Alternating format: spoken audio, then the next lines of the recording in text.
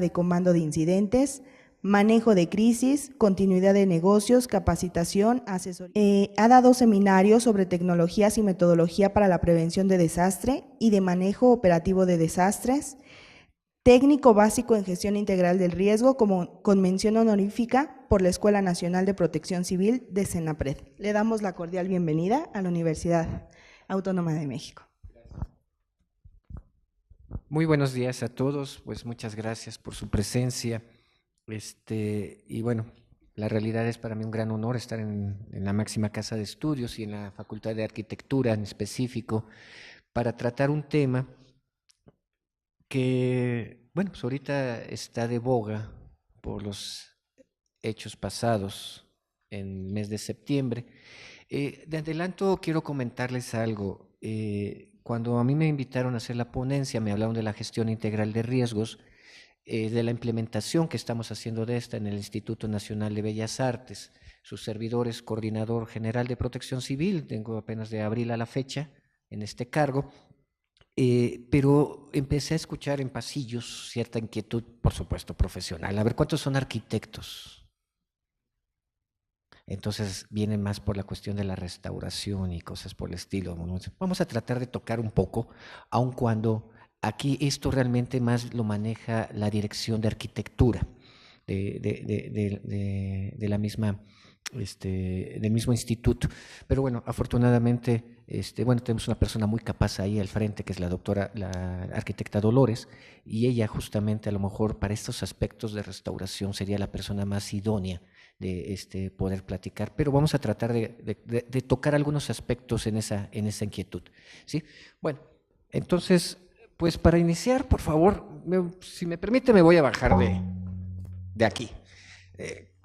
Decimos los historiadores que esto es una secuela escolástica, ¿no? Donde el conocimiento se decía que venía de aquí arriba y pues se derramaba, ¿no? Pero yo soy más humanista, entonces me gusta como nos vemos aquí más directos y vamos a hacer una plática. Bueno, la gestión integral de riesgos, a lo mejor a ver, ahora pregunto, ¿quiénes vienen por parte de Protección Civil? Bueno, ok, voy a tratar de ir de un lado a otro, la arquitectura y la Protección Civil, que van juntos.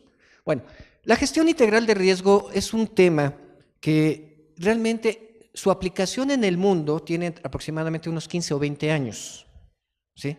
Pero aquí a México, como buenas modas, apenas recién acaba de llegar, apenas la administración pasada, gracias a Ana Lucía Gil, gracias a muchas otras personas, empezó a introducirse la gestión integral de riesgo, a tal grado que la Escuela Nacional de Protección Civil creó un curso técnico básico en gestión integral de riesgos. ¿A qué se refiere esta situación? Bueno, a la administración del riesgo. ¿Pero qué definimos riesgo? Desgraciadamente escogí letras blancas porque pensé que era más oscuro, entonces me voy a permitir leerlo. Sí, o a ver si podemos apagar estas. Bueno, vamos a ver, arquitectos, ¿qué identifican como riesgo? ¿A qué? Cuando dicen, la obra está en riesgo, el proyecto está en riesgo, ¿qué? Peligro. Lo vinculamos a peligro, ¿verdad? Pero no es lo mismo que lo mismo. Riesgo, el concepto como lo manejamos, se dice que es la probabilidad de sufrir un daño o pérdida en bienes vulnerables que están expuestos a sufrir un daño, ¿sí? Probabilidad de sufrir daño, pérdidas de bienes vulnerables expuestos frente a un peligro dado. A eso es a lo que nosotros llamamos riesgo.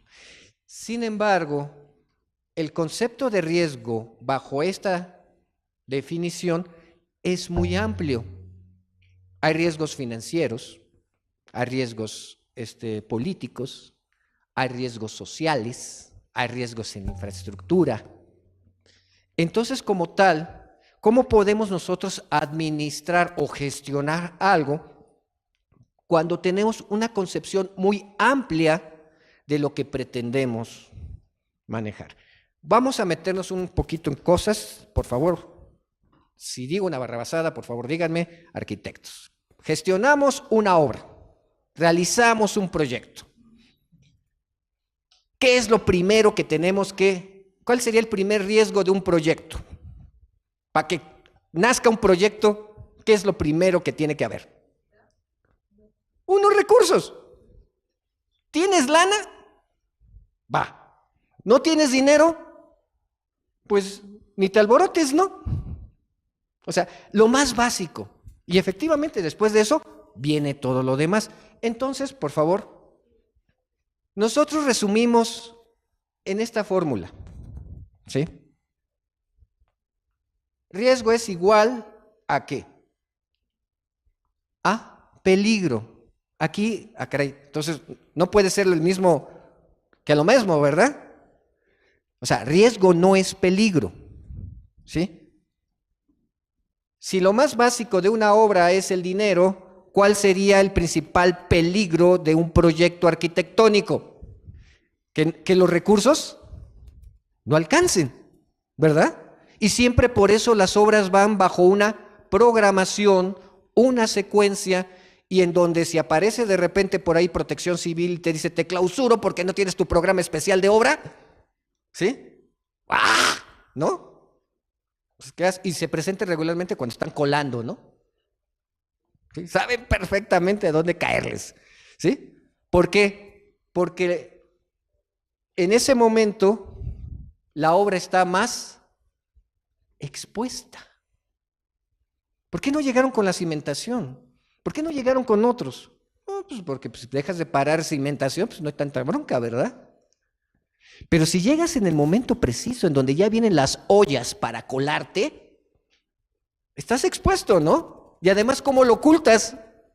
Ahí tienes la hilera de ollas, ¿no?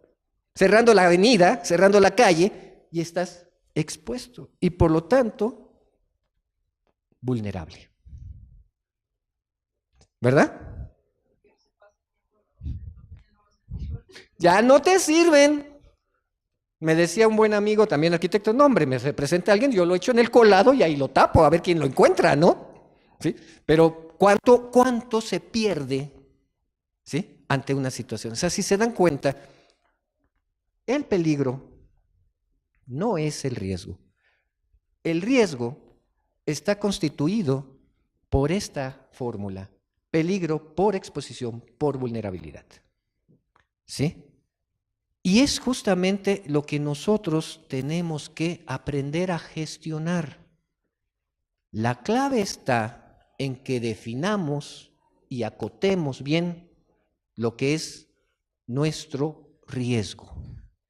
Identifiquemos bien nuestros peligros, saber a qué estamos expuestos y qué tan vulnerables somos a ello. Vamos a verlo así.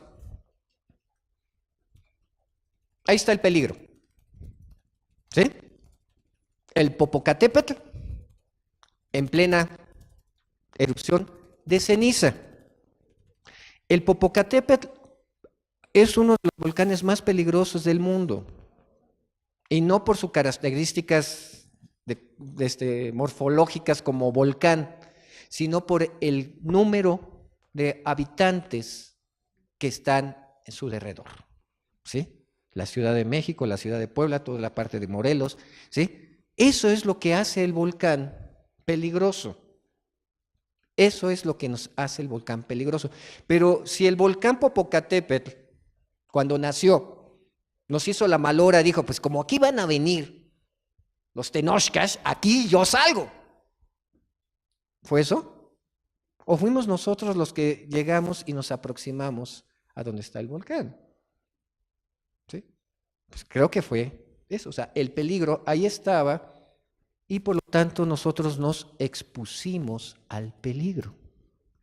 Y por eso es que en este mapa el CENAPRED nos dice, aguas, porque si te acercas aquí y sucede algo como esto, lo más seguro es que te va a pasar esto.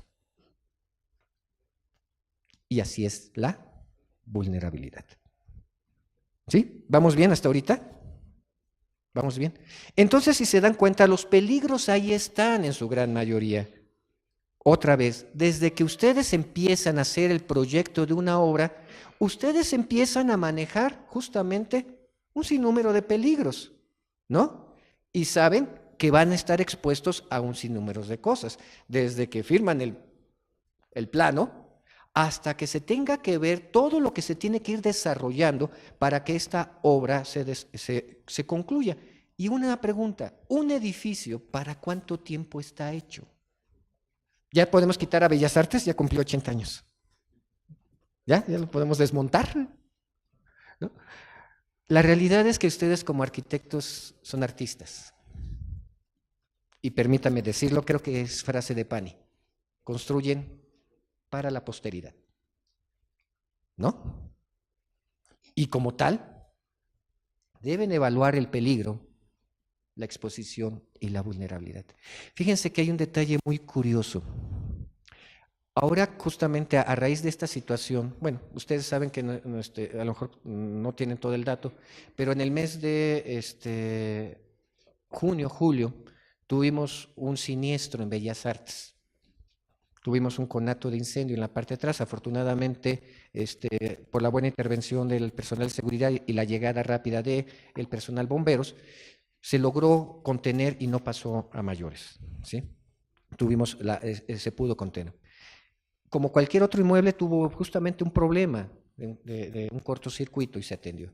Pero cuando se revisó precisamente la arquitectura de Bellas Artes, nos descubrimos algo muy interesante, que desde su diseño, Bellas Artes estaba pensado para controlar un siniestro. Las puertas de metal eran puertas cortafuego, o son puertas cortafuego. Arriba del escenario había un tinacote, ahora ya no está en utilidad, pero ese tinaco tenía la posibilidad de descargar toda el agua en un momento dado e inundar la parte del foro. Y eso, ¿desde hace cuánto tiempo estamos hablando? ¿Sí? Siglo pasado. Hoy, en la actualidad, hay muchos edificios con diseño arquitectónico y pese a las normas técnicas complementarias que ni siquiera cuentan con sistemas de detección de incendios.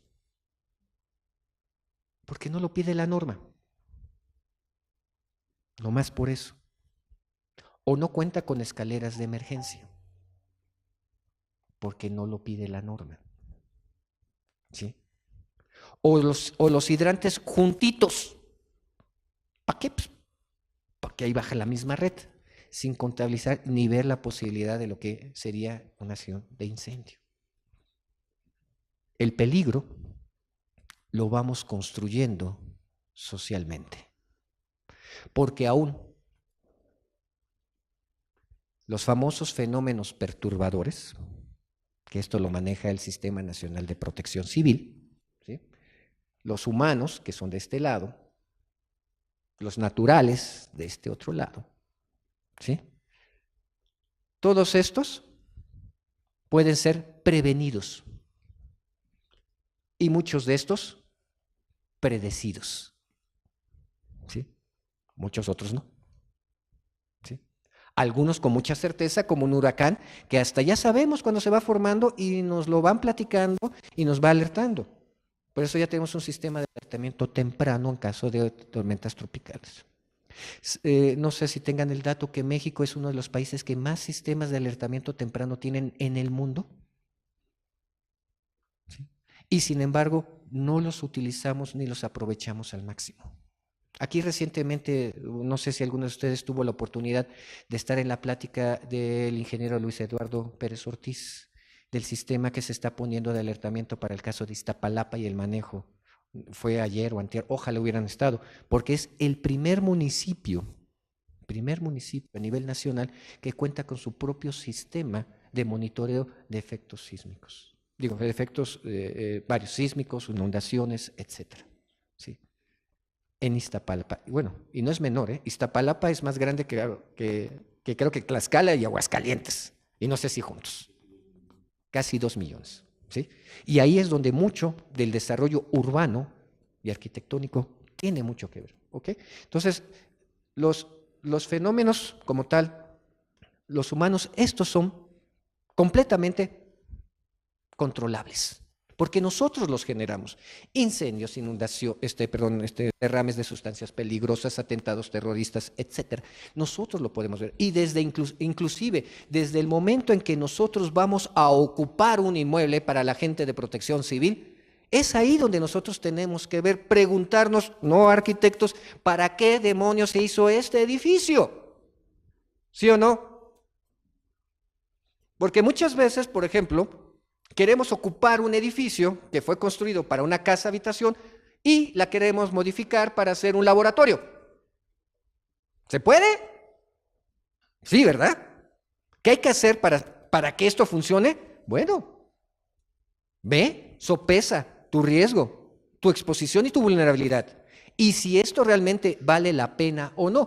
¿O acaso no existe para eso un trámite que se llama visto bueno de seguridad y ocupación? ¿Verdad? Y pues, cuando resulta ser que esto se lo pides a una dependencia pública, dicen, ¿para qué sirve? ¿No? Regreso al ejemplo de Bellas Artes, de las cosas que nos encontramos en Bellas Artes. Es un monumento histórico, ícono nacional, ¿sí? O sea, ya no nada más de la ciudad, ícono nacional. Pero, ¿qué hemos hecho? ¿Cómo estamos ocupando el edificio? ¿Sí? ¿Qué espacios estamos ocupando que no deberían de ahí de estar? Fíjense que a raíz justamente del siniestro, nos encontramos que muchos de los talleres se habían almacenado una cantidad tremenda de basura que sacamos 2,5 góndolas de basura, material combustible. Y esto gracias también, principalmente, a los trabajadores de Bellas Artes. Porque empezaron a decir, es que pues nosotros aquí acumulamos las cosas, pero nadie nos ha dicho qué hacemos con ellas. Y entonces justamente se empieza a gestionar el primer riesgo. ¿Tienes un problema de un incendio? Bueno, saca el material combustible. Ahora sí ya parece verdad de perogrullo, ¿verdad? Pero antes no era así. Y entonces fue justamente cuando nosotros empezamos a gestionar este tipo de cosas. Claro que hay otros tipos de fenómenos a los cuales nosotros no podemos contener. Uno de ellos fue el sismo del 7 de septiembre y otro tantito peor, que nos dio como un golpe por abajo de la defensa, el de 19 de septiembre de este año. Sí. Ahorita vamos a revisar estos aspectos. Bueno, ¿a qué está expuesto el Instituto Nacional de Bellas Artes? Miren, nada más son 80 inmuebles aproximadamente, ¿sí? Entre los cuales son escuelas, museos, teatros, salas de exposición, bodegas, en fin. En un momento dado, ¿sí? Bueno, muchos de ellos son considerados patrimonio artístico y cultural, ¿sí? Y algunos al interior de la República, aproximadamente. Y le voy a decir por qué, arquitecta. El INBA es un padre medio desobligado. De repente le salen hijos por todos lados. De repente aparece por ahí alguien que dice, les donamos. Por ejemplo, la última adquisición, el Museo Cuevas. ¿Sí? Y también de repente tenemos, no propiamente inmuebles, sino centros de trabajo donde tenemos personal ahí. El caso es en Juchitán, la Casa de Cultura, donde por cierto resultó bastante afectados, ¿sí? O compartidos también. Entonces, es una situación ahí que ahorita esto es lo que digamos tenemos nosotros en donde tenemos programa interno de protección civil. Hay otros en donde justamente como están compartidos, es responsabilidad de la dependencia o quien lo está haciendo en su fruto del inmueble en presentar el programa interno, ¿sí? Pero en números redondos, 80, 93 máximo. Pero estos son los que pude documentar, entonces, para decirles los que tenemos, ¿no? Bueno, como les mencionaba, muchos de estos son inmuebles considerados patrimonio artístico nacional o íconos nacionales, Bellas Artes, San Carlos, Munal, ¿no? Por mencionar el CCB, Centro Cultural del Bosque, ¿sí? Muchos de estos inmuebles, ¿qué tal? ¿Sí? También tenemos una población, o sea, se atiende una población que va desde menores de edad. En nuestras escuelas tenemos a chicos de quinto, sexto de primaria que empiezan a formarse ahí en la carrera artística, bailarines, músicos, etcétera, ¿sí? Y también llegan personas de la tercera edad y, por supuesto, mucha gente extranjera. Eso andan ahí deambulando ahorita en este momento en todos estos inmuebles, ¿sí? Ahí andan en alguna actividad, ¿sí? La población máxima permanente, bueno, por ejemplo, en nuestro edificio sede, que digo el administrativo, que es Prisma, son 750 personas. Pero, por ejemplo, en algún inmueble como en Bellas Artes han llegado a pasar hasta 3,000 personas. ¿Sí? Nada más pregúntenos cuando fue el funeral de Juan Gabriel y después de Gabriel García Márquez y después la exposición de Leonardo da Vinci. O sea, todo eso es lo que tenemos expuesto. En un momento dado, todo eso es lo que nosotros tenemos que ver la manera de cuidar y de proteger, porque eso es lo que está expuesto. Y entonces, ¿cuál es nuestra vulnerabilidad? Bueno, ahí no se ve, pero ahí decía, aquí decía, defunciones. Daño patrimonial, daño a la imagen institucional, pérdidas del patrimonio artístico y cultural, desvíos de recursos públicos y pérdida de información. Cuando sucedió el evento de Palacio de Bellas Artes, en el Museo del Palacio estaba la exposición Diego Rivera y Pablo Picasso. La pura exposición en sí valía, a efectos de aseguradora, más que el inmueble en su conjunto. Imagínense el nivel de exposición y vulnerabilidad que ahí estaba. Si lo pensamos única y exclusivamente en términos económicos, pero yo quisiera saber cómo hubiera quedado la imagen de nuestro país si perdemos la colección de Picasso. ¿Cómo hubiera quedado la imagen del país si perdemos Bellas Artes? O sea, simple y sencillamente es algo invaluable. ¿Sí? Entonces, ¿es necesario gestionar el riesgo? Sí, pero hay que tener bien identificado cuál es el riesgo. ¿Sí? Porque todavía vienen muchas más exposiciones, muchas otras más vulnerabilidades. Bueno, en la gestión integral de riesgo se manejan los clásicos antes, durante, después. ¿Sí? Y esto también, para los arquitectos, yo quisiera que también lo consideraran esto, porque también inclusive hay protocolos de construcción a nivel internacional que se manejan con estos niveles, inclusive hasta que tienen niveles de dorado, platino, etcétera. Solamente conozco un edificio que se construyó aquí en la Ciudad de México así, y es el que está a un lado de Reforma 222, Reforma Casi Insurgentes, ¿sí? Y es un edificio, valdría la pena que se fueran a dar una vuelta, porque justamente todo se hizo en función de la administración por riesgo, y termina siendo obras maravillosas, ¿sí? Bueno, no me voy a meter mucho en ese aspecto, porque realmente es ámbito de una especialidad que ustedes manejan mejor que yo. Pero vamos a ver esto, lo que es la parte del antes. Primero, la identificación clara del riesgo. El riesgo debe tener nombre y apellido. No lo podemos manejar así tan rápido, tan abierto. ¿Riesgo qué? Económico. ¿Riesgo qué? A la producción. ¿Riesgo qué? A la construcción. ¿Riesgo qué? Y así lo podemos ir manejando hasta especificar claramente a dónde queremos llegar. En el caso del INBA, ¿qué fue lo que hicimos? Bueno, pues agrupamos. Nos dimos cuenta que tenemos 3 grandes grupos de inmuebles: escuelas, museos y teatros. 3 grandes rubros con 3 condiciones muy características, muy particulares. Entonces los empezamos a manejar así. ¿Cuál era la función sustantiva de cada uno de ellos? No es lo mismo una escuela de iniciación artística que el Centro Cultural del Bosque, Teatro Galeón. Ni tampoco es lo mismo el Museo de San Carlos, que puede ser también la IA3, ¿no? Escuela de Iniciación Artística. Cada una de ellas tiene una función institucional muy particular. Ahora, ¿esto por qué? Porque si lo que queremos con la gestión integral de riesgos es evitar desastres, pues lo primero que tenemos que hacer es minimizar los efectos del desastre. Ahora yo les quiero preguntar, a ver, ¿qué es un desastre?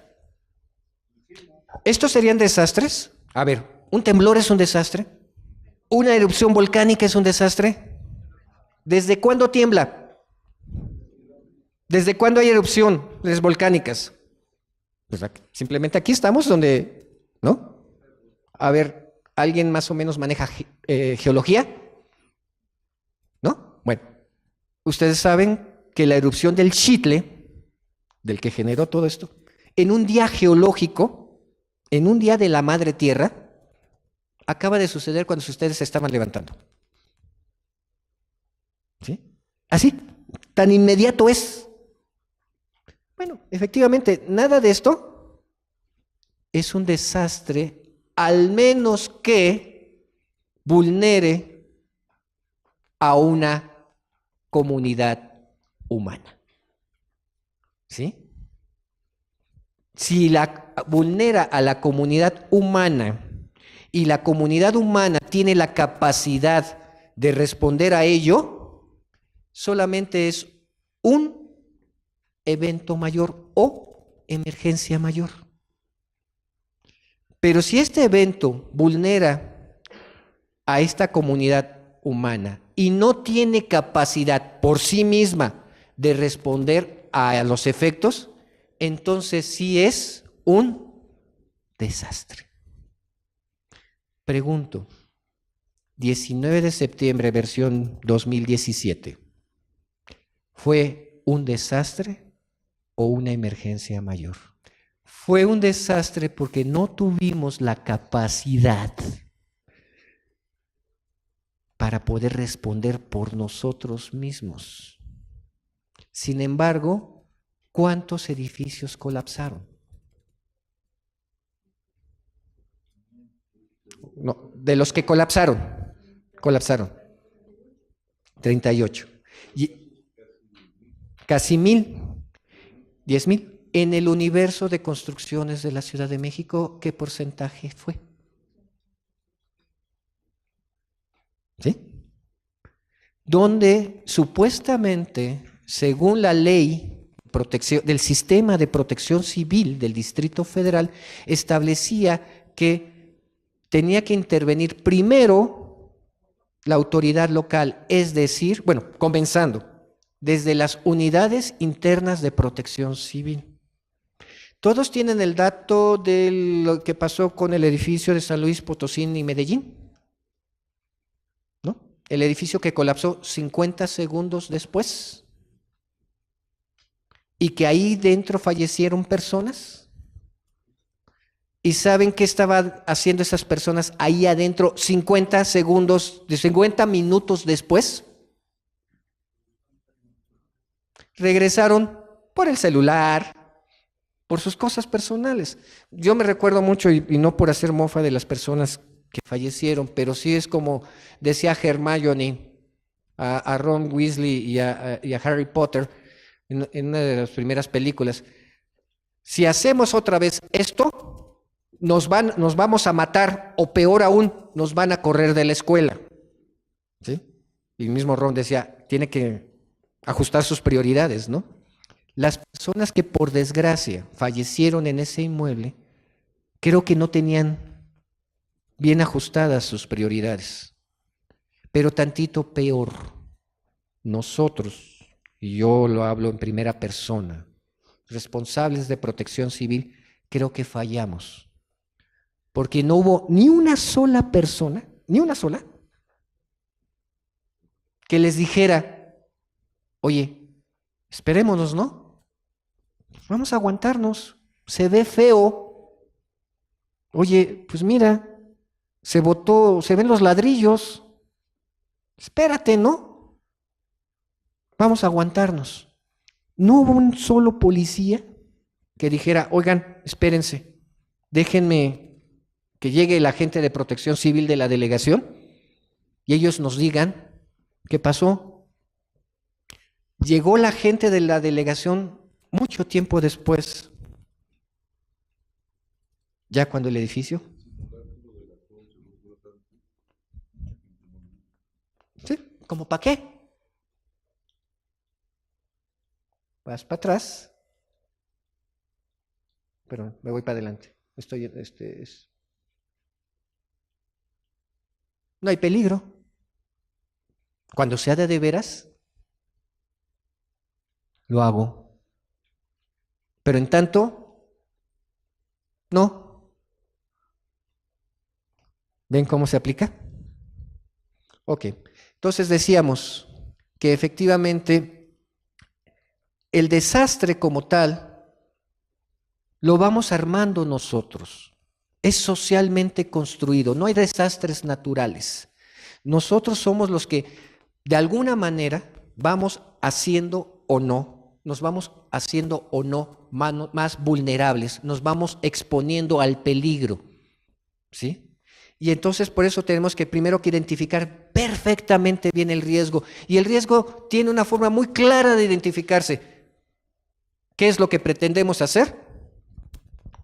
¿Qué es aquello que nos puede evitar que lo consigamos? ¿Sí? Así de simple.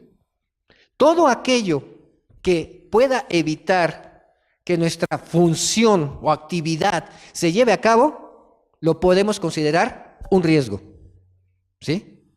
Todo eso. Las carencias de cosas, falta de dinero, presupuesto, etcétera, puede ser, tenemos que sumarlo al riesgo. Cuestiones legales, disposiciones normativas, etcétera, que si no cumplimos nos cierran la obra, nos paran la actividad, tenemos que considerarlo también un riesgo. Porque también les quiero comentar algo, el riesgo siempre va a estar existente. No hay riesgo cero. El riesgo siempre va a estar latente. Entonces lo que tenemos que hacer con el riesgo es administrarlo, controlarlo o transferirlo. Pero nunca lo vamos a poder desaparecer. ¿Sí? Entonces, y ahí es justamente las primeras labores de previsión. Es decir, tratar de alcanzar a ver más de donde yo estoy aquí. A ver, si sucede esto, ¿qué consecuencias me va a traer? ¿Qué puede afectar para mi desarrollo de mi actividad o alcanzar el objetivo que yo me marqué? ¿Sí? Entonces, esa es la parte de la previsión y entonces sí, con esto estamos dándonos cuenta de nuestro nivel de vulnerabilidad. Depende de mí hacerlo, no depende de mí. ¿Tengo los recursos para hacerlo o no lo tengo? ¿Me puede afectar en qué medida? ¿Sí? Y entonces empezar a hacer las labores de prevención. Si me va a agarrar, si voy manejando y no traigo licencia, en el momento que me pare un agente de tránsito, me va a llevar al corralón. Entonces, una forma de previsión sería sacar mi licencia. Pero si ya estoy manejando sin licencia, una forma de prevención es manejo respetando absolutamente todos los reglamentos de tránsito. Me vuelvo el conductor modelo. ¿Y para qué es la licencia entonces? ¿No es eso? O sea, ¿se dan cuenta cómo si ya vamos viendo, bueno, pues mejor saco mi licencia y aunque no me voy a pasar todos los semáforos, pero sí me estoy dando cuenta que realmente el riesgo lo estoy administrando. ¿Ok? Y después, como les decía, siempre existe un riesgo excedente, es decir, nosotros podemos calcular una edificación para cierto resistencia, cálculo, etcétera, ¿no? Pero no podemos en un determinado momento saber si ahí van a meter maquinarias pesadas como lo hicieron en el 85 en los edificios de San Antonio Abad, ¿verdad? No es responsabilidad de quien diseñó ese edificio, no es responsabilidad de quien lo construyó, ¿verdad? Es responsabilidad de quién, de quien lo ocupó en forma inadecuada, ¿de acuerdo? Bueno, pues se tiene que hacer ahí a labores de mitigación, o sea, reducir la posibilidad a lo máximo de que esto suceda, ¿sí? ¿Qué acciones de mitigación podemos tener? Bueno, pues reforzamientos estructurales, podemos tener también cambio de procedimientos de acción, de actuación. Las labores de mitigación básicamente se dividen en dos, y es un término también robado a la construcción: medidas estructurales y medidas no estructurales, ¿sí? Para los arquitectos eso queda inmediatamente claro, ¿no? Lo estructural es lo que sostiene, punto, ¿no? ¿Qué sería una medida estructural? Por ejemplo, en el caso de una inundación, formar diques, desasolvar afluentes, o simplemente alejar a la población lo suficientemente a un punto alto como para que no nos afecte la inundación, o lo que hace la gente de Tabasco, ¿no? Ya construye sus casas a un nivel y ya tiene sus cayucos y ya tiene sus redes dispuestas para cuando suba, ¿no? Esas son labores de mitigación en forma estructural. No estructural es todo aquello que sí podemos modificar a través de ¿qué? De normas, costumbres, disposiciones, políticas públicas, ¿sí? Y es ahí donde muchas veces los profesionales de las ramas tienen mucho que ver. Y es la educación es una medida, yo lo pondría más como una medida estructural, porque la educación desde los tiempos de Antonio Caso siempre se ha luchado para que en este país sea una visión del alma, del cuerpo de esta nación. De hecho, por eso de ahí salió después el lema de esta casa de estudios, ¿no? Por mi raza hablará el espíritu. Formar un elemento de que nos vamos viendo. Pero la educación precisamente, la formación, tiene que ir con una orientación. Y esta orientación que nosotros en aspecto, por lo menos en la gestión integral de riesgo, tiene que ser por un concepto muy básico en cuanto a protección civil se refiere. Salvar vidas. Punto. Porque sí, y eso es una crítica que en lo personal yo hago, si ustedes revisan toda la literatura que amplía la cuestión de la gestión de riesgos y la administración de desastres en el mundo, siempre se refieren a pérdidas económicas. Un sismo genera tantas pérdidas económicas. Un sismo sí, el factor económico es necesario, pero actualmente no es tan imprescindible. ¿Por qué? Porque para un país como el nuestro, las pérdidas económicas generadas por el sismo del 15 de septiembre en comunidades, no vayamos muy lejos, Xochimilco, San Gregorio, etc., implica para esas familias por lo menos 5 o 6 años en su desarrollo personal. ¿Por qué? Porque van a tener que desviar recursos, ¿sí?, para sobreponerse, que van a irlo pegando en sus generaciones, ya sea de las personas mayores, todo el patrimonio lo perdieron, o en las nuevas generaciones que seguramente no van a poder accesar a ciertas cosas porque esos recursos económicos todos se van a ir para otro lado. No sé si me explico. Y fíjense que ahorita la Asamblea Legislativa del Distrito Federal nos acaba de regalar otra hermosa joya, la Ley de Reconstrucción, en donde justamente tuvo otro sentido, y esto lo digo yo con toda responsabilidad personal. Curiosamente, los líderes de la Asamblea que lucharon porque esa ley saliera, ambos fueron delegados en Benito Juárez y otro en Álvaro Obregón, donde hubo mayor boom inmobiliario. O sea, creo que ustedes como arquitectos deberían de estar rascándole qué hubo detrás de esta ley de reconstrucción. Hoy por hoy, los que se quedaron sin nada, porque ustedes saben perfectamente que quien compra un condominio realmente está comprando un pedazo de aire, ¿no? Su techo es el piso el del de arriba, su pared es la pared del otro, y que tenían créditos y que tampoco leyeron las letras chiquitas diciendo que los créditos iban dirigidos básicamente a la propiedad, no al capital, ¿sí? Los bancos recuperaron su dinero. Ellos se quedaron absolutamente sin nada. Y los que habían solicitado un crédito ahora van a tener que volver a pagar otro crédito para obtener algo que la naturaleza, entre comillas, les arrebató. Lo dijo, no lo digo yo, lo dice el estudio que hizo el Instituto de Geofísica de esta universidad. Los edificios que se cayeron, hechos después de 1997, después del último reglamento de construcciones, fue porque no observaron las normas constructivas. Y tal parece que con la ley de reconstrucción se está haciendo borrón y cuenta nueva. Así es, seguimos construyendo socialmente el desastre. Porque lo que sigue es prepararnos para lo que sigue. ¿Sí? Durante la fase de la emergencia, solamente nos queda hacer dos cosas. ¿Sí?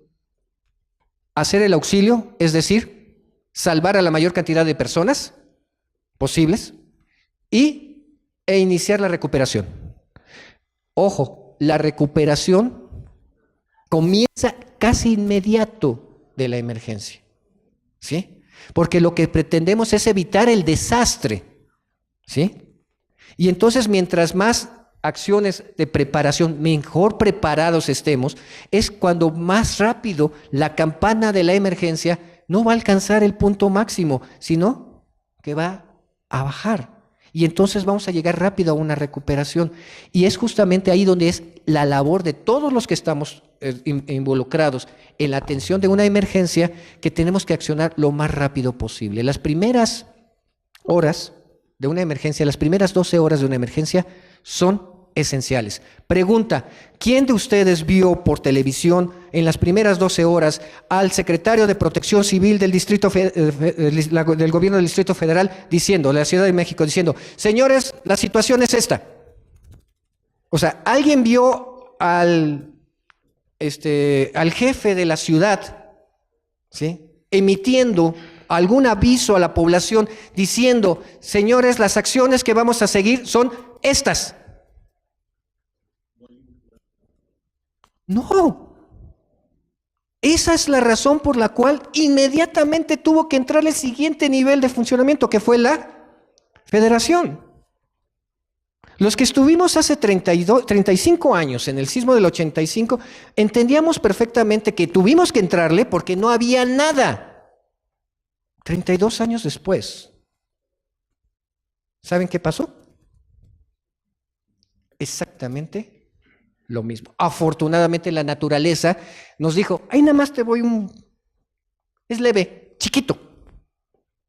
Que si hubiera sido más lejano y más prolongado, el escenario hubiera sido mayor. ¿Y saben qué? Desgraciadamente les tengo una mala noticia.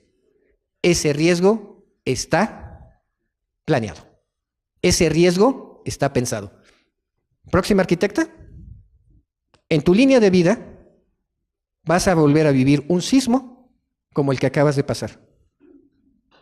En tu línea de vida, cuando hagas una construcción, tienes que pensar en eso. Así de claro es la gestión integral de riesgo, ¿verdad? Pues tú decidiste estudiar, bueno, no sé si quieras cambiarte a medicina o diseño del arte, ¿no? Porque después viene el restablecimiento. ¿Ok?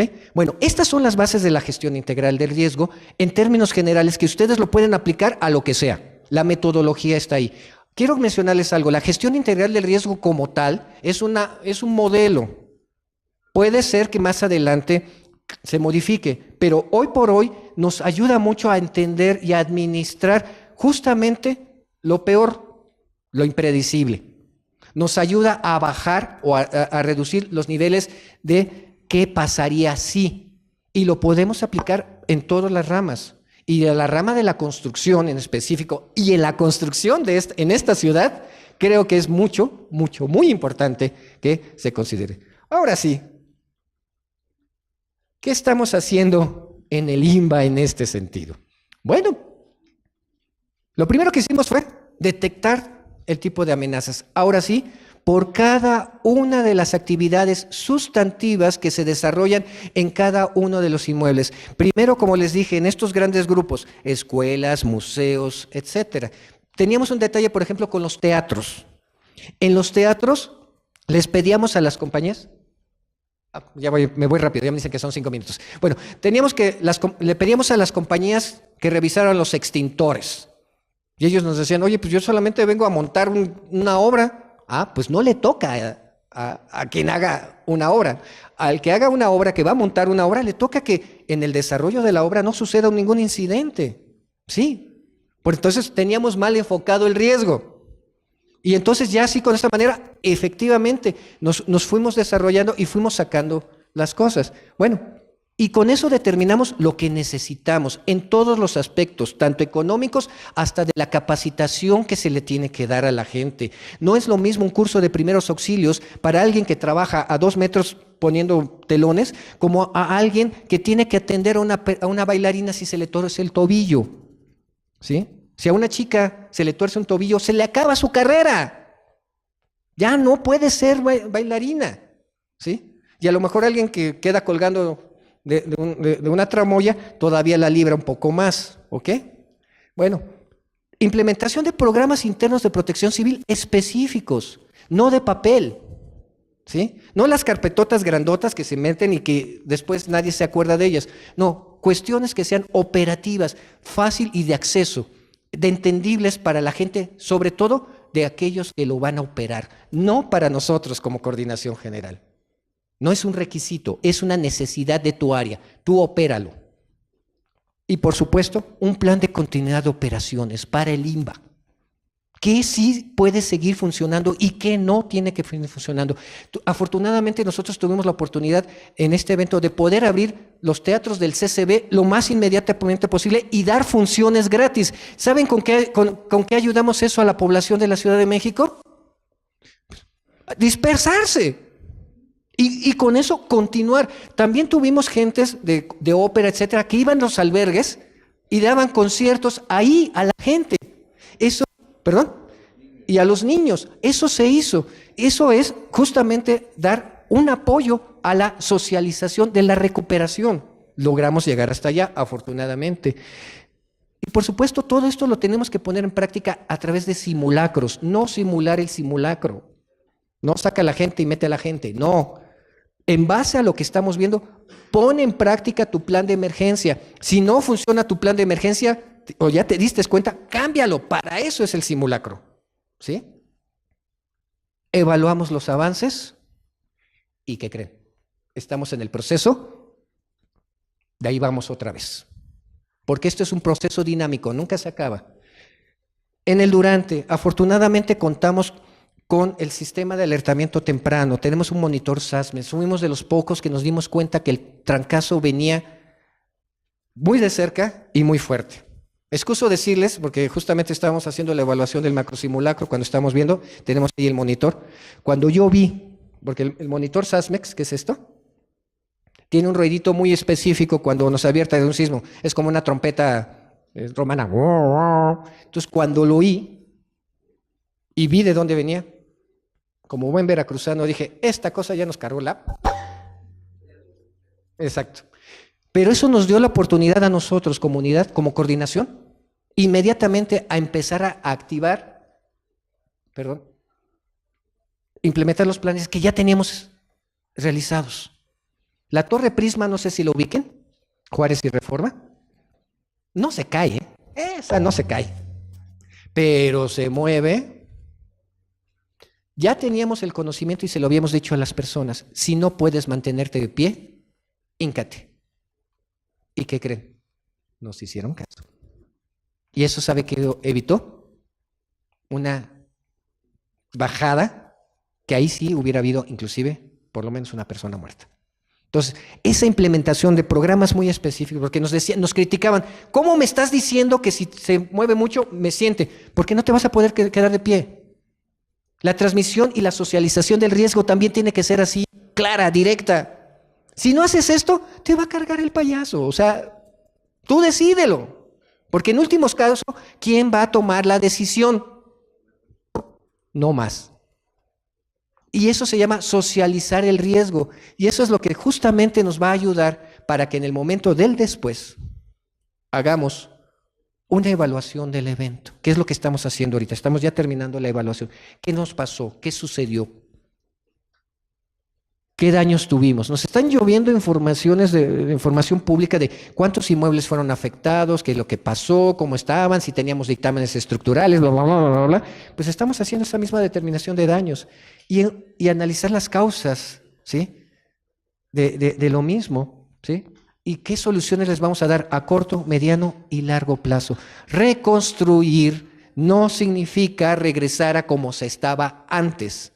Reconstruir es estar mejor de como se estaba antes, ¿sí?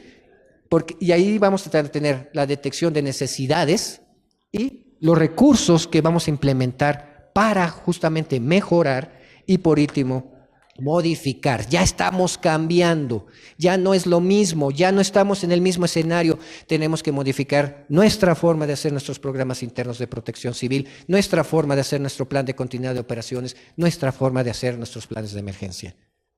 Y aquí es justamente en donde vamos a ir hacia adelante.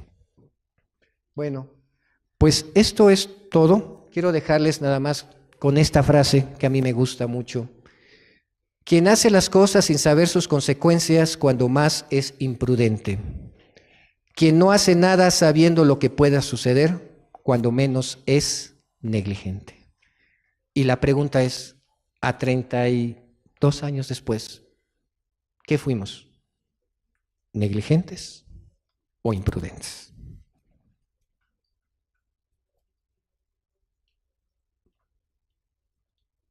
Muchas gracias.